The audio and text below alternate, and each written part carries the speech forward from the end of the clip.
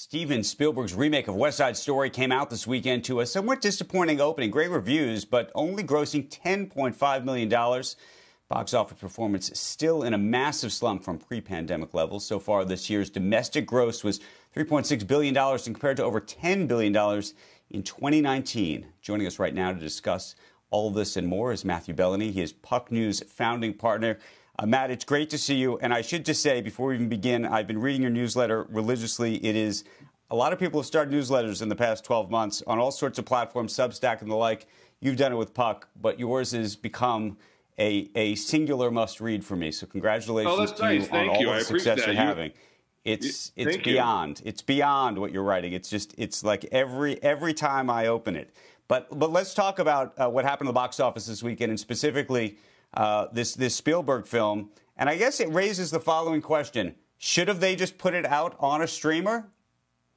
Well, that's the big question, because there is an answer. They actually couldn't.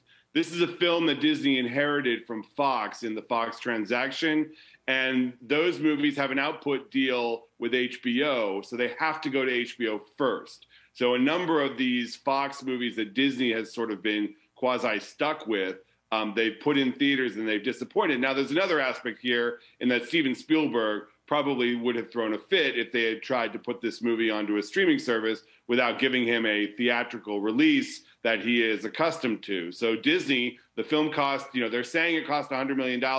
I've heard it's more, but they went for it and they tried to release it wide. It's a weird date because it's before the holidays. It's not in the holiday corridor, and it just didn't work.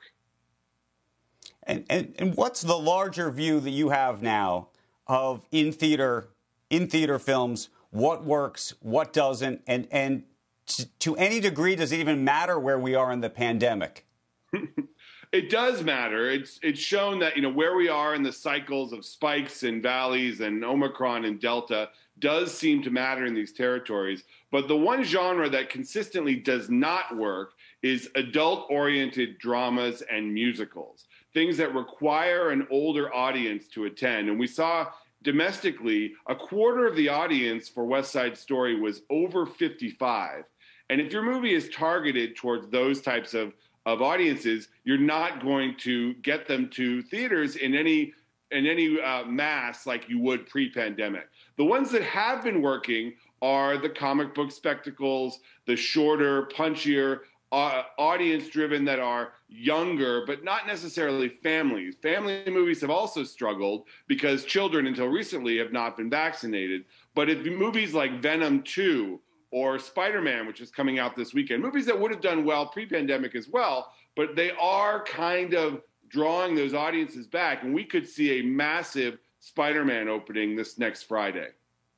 So, but take us inside Disney right now. Take us inside the corner office of all of these places. Is there a new thought in terms of how to approach this? They're very frustrated with this because they know that West Side Story could have been a big event film on Disney Plus this holiday season. They didn't have that option. They could have done some master deal. They chose not to. But, think about West Side Story. It would have been a Hamilton-style event on Disney Plus. Instead, they went into theaters, and this isn't just the U.S. It disappointed globally, 4.4 million in 37 markets. That's not good internationally. They want to funnel as much as they can to streaming.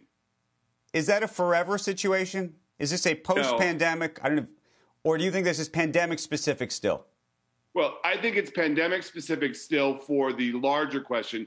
There is a question of whether there are some moviegoers that are forever lost. There was a study recently that said 8% of moviegoers are forever lost, will not be back. And I think that's a significant number.